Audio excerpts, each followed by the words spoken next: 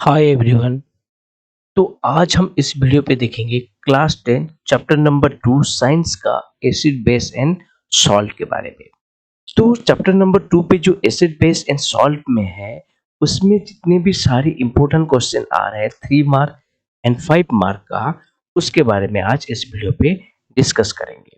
तो first question है strong and weak acid, explain it example, write the uses of acid। देखो यहाँ पे तीन पार्ट है, what are strong and weak acid, explain it with example and write the uses of acid। तो उसी तरह ही तुम लोगों को एग्जाम पे लिखना है तीन पॉइंट के हिसाब से। तो फर्स्ट पॉइंट पे हम लिखेंगे और कवर करेंगे स्ट्रॉन्ग एसिड के बाद। तो स्ट्रॉन्ग एसिड का है क्या है, अगर किसी एसिड को हम आयनाइज करते हैं, मतलब आयनाइज कैसे करेंगे, अगर उसको वाटर ऐड कर लिया तो वाटर ऐड करने के बाद अगर वो कंप्लीटली आयनाइज हो रहा है तो वो है स्ट्रॉन्ग एसिड। जैसे कि एग्जांपल के हिसाब से अगर हम HCl को लेते हैं तो इस HCl को जब हम एक्वस लिखा है इसका मतलब वाटर एडिशन हुआ है। तो वाटर एडिशन करने के बाद H plus ion and Cl minus ion वहां से रिलीज हुआ, लेकिन हमको देखने को मिला कि नहीं H प्लस आयन जो है वो लार्ज क्वांटिटी का रिलीज हो रहा है। तो लार्ज क्वांटिटी का रिलीज हुआ इसका मतलब ये है स्ट्रॉन्ग। वीक एसिड का अगर डेफिनेशन देखेंगे तो इसका डेफिनेशन है, अगर किसी एसिड को वाटर में ऐड करेंगे तो अगर वो पार्शियली आयोनाइज हो रहा है, पार्शियली आयोनाइज हो रहा है मतलब कंप्लीटली आयोनाइज नहीं होगा, पूरा कंप्लीटली डिसोशिएट नहीं होगा, तो उसको हम बोलते हैं वीक एसिड। जैसे कि CH3COOH, ये CH3COOH को जब हम वाटर में ऐड किया तो वहां से हमको देखने को मिला CH3COO minus and H plus ion. H plus ion release हो रहा है, लेकिन एज कंपेयर टू HCl यहाँ पे बहुत कम अमाउंट का H प्लस आयन रिलीज हुआ। तो due to the release of small quantity of hydrogen ion, we can see that it is a weak acid। ये strong acid and weak acid के definition के बाद तुम्हारा आता है यूजेस ऑफ एसिड। तो एसिड को कहाँ पे हम यूज कर सकते हैं, इसको देखो। जैसे कि नाइट्रिक एसिड एक एसिड है, इसको हम यूज करते हैं हमारा फर्टिलाइजर मेकिंग पे, TNT मेकिंग के टाइम पे ये काम आता है। उसी तरह हाइड्रोक्लोरिक एसिड को अगर हम देखेंगे तो ये हाइड्रोक्लोरिक एसिड को हम यूज कर सकते हैं removing oxide film from steel object. Steel object में अगर किसी ऑक्साइड लगा हुआ है, ऑक्साइड फॉर्मेशन है, तो हाइड्रोक्लोरिक एसिड के हेल्प से हम उसी ऑक्साइड फॉर्मेशन को निकाल सकते हैं स्टील ऑब्जेक्ट से। So second question is what are strong base and weak base, explain it and write the uses of base. तो फर्स्ट में हम देखेंगे स्ट्रॉन्ग बेस एक्चुअली है क्या।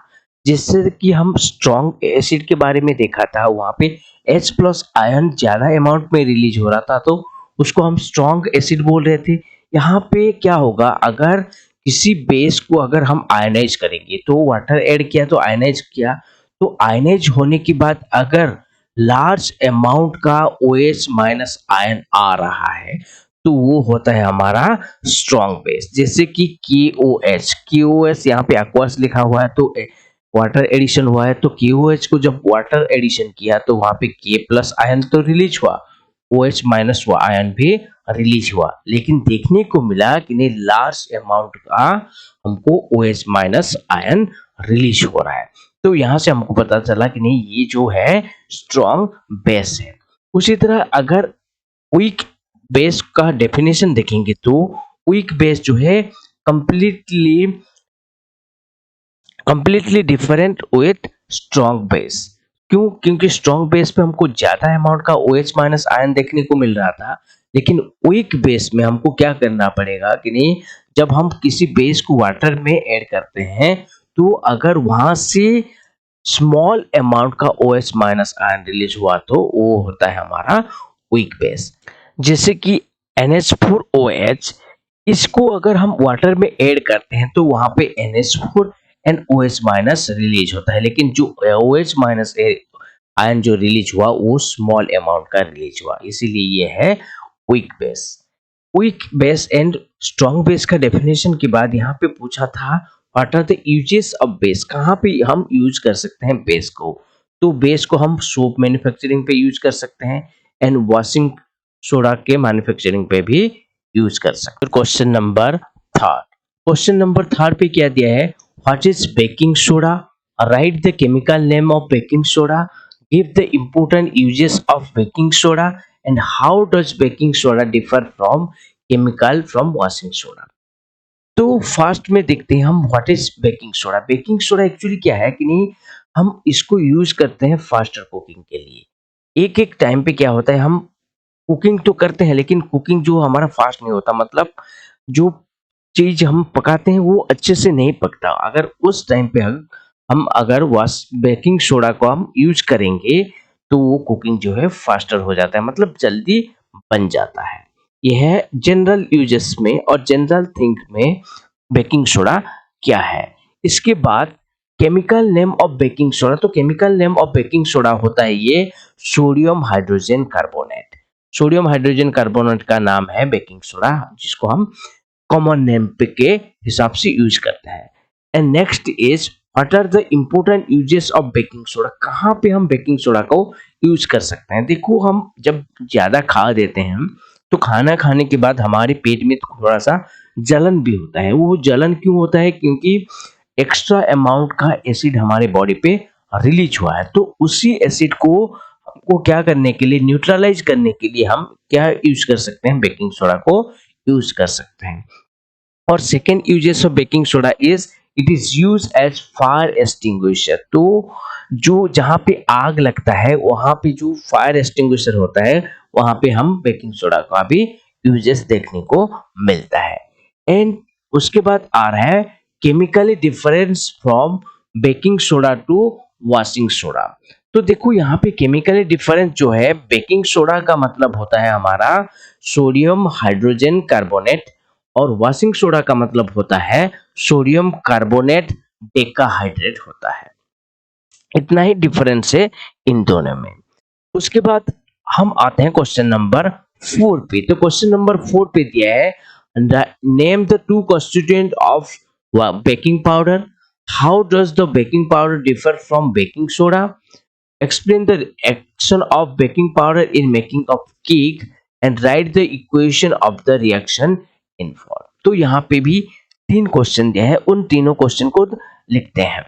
तो फर्स्ट में दिया था what are the constituent of baking powder. Constituent of baking powder मतलब बेकिंग पाउडर बनाने के लिए हमको कौन कौन सा दो चीज चाहिए। तो बेकिंग पाउडर बनाने के लिए हमको ज्यादातर sodium hydrogen carbonate and tartaric acid चाहिए।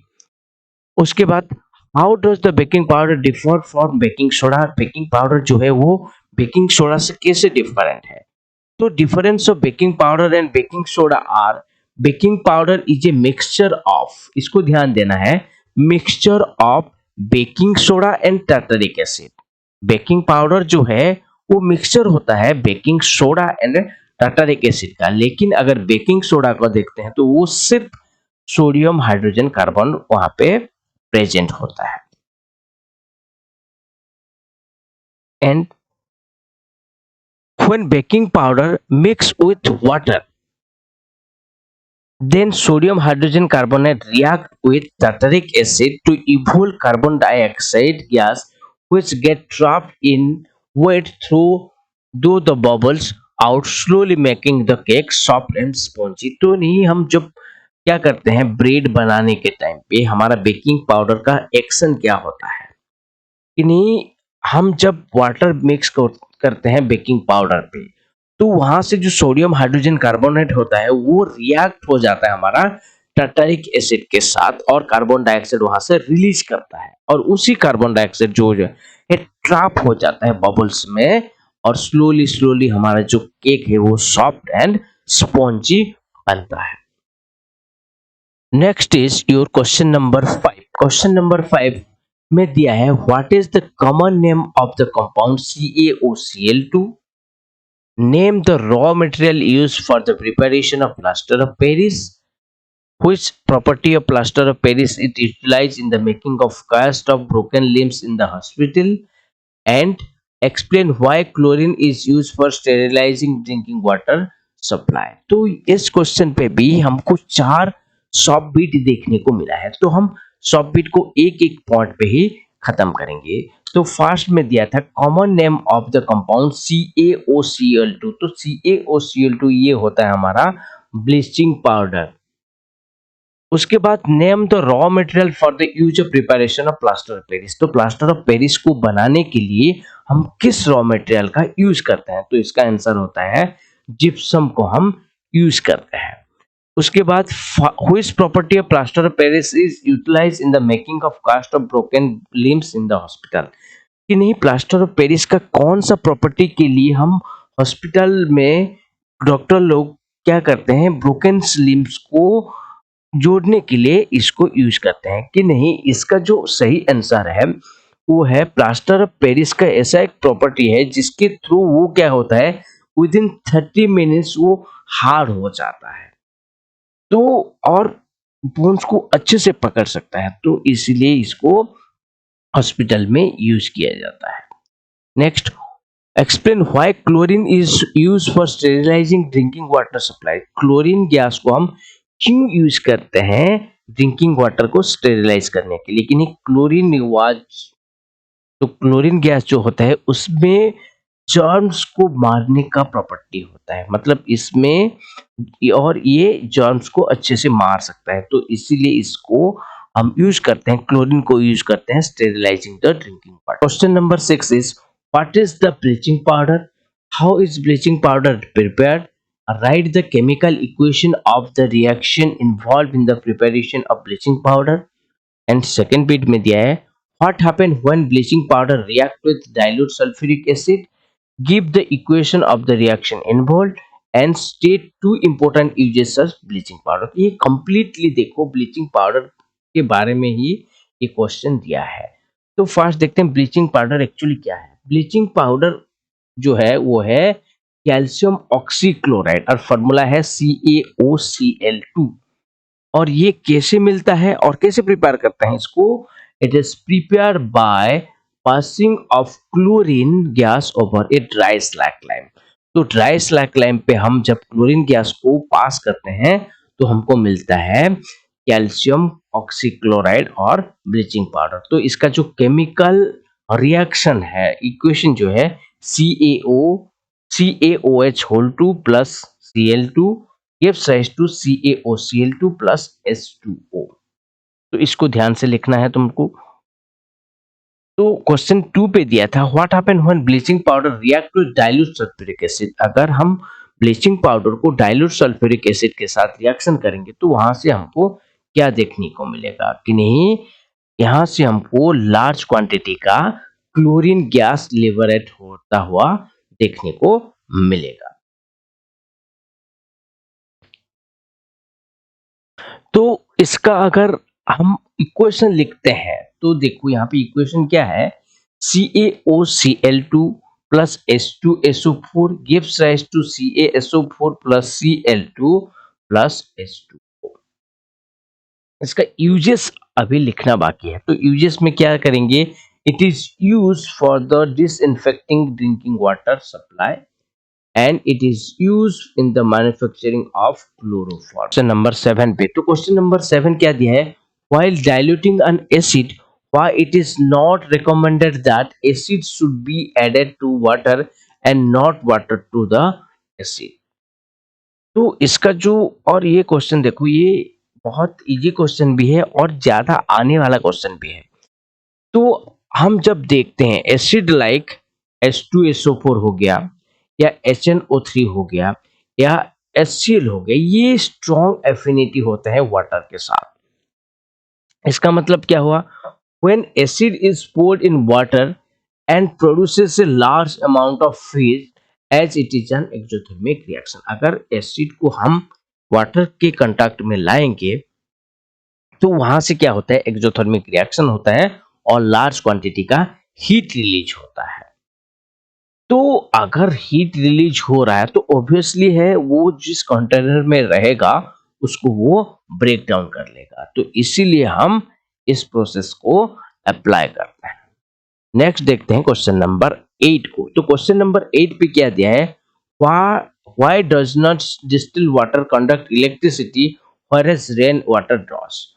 तो देखो डिस्टिल वाटर एक चीज है और रेन वाटर एक चीज है। तो डिस्टिल वाटर जो है वो प्योर वाटर है, मतलब प्योर वाटर तो नहीं बोलेंगे, सिर्फ वहां पे हाइड्रोजन एंड ऑक्सीजन होता है। लेकिन रेन वाटर पे देखो वहां पे वाटर तो होता है और बहुत सारा मिनरल भी प्रेजेंट होता है। तो क्यों वाटर पे जो डिस्टिल वाटर होता है वहां पे इलेक्ट्रिसिटी पास नहीं करता, लेकिन रेन वाटर जो है वहां पे इजीली पास कर जाता है इलेक्ट्रिसिटी। तो प्योर वाटर और distil water is very weak electrolyte and doesn't dissociate into iron, therefore it doesn't conduct electricity. However, rainwater contains some dissolved acid like carbonic acid and sulfuric acid.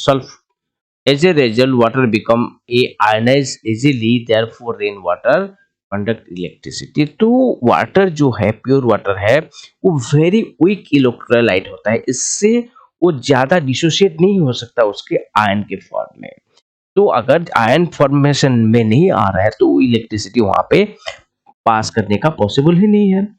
लेकिन rain water पे देखो वहां पे कुछ amount का acid जो है dissolve होता है, जैसे कि कार्बोनिक एसिड है एंड सल्फ्यूरस एसिड है।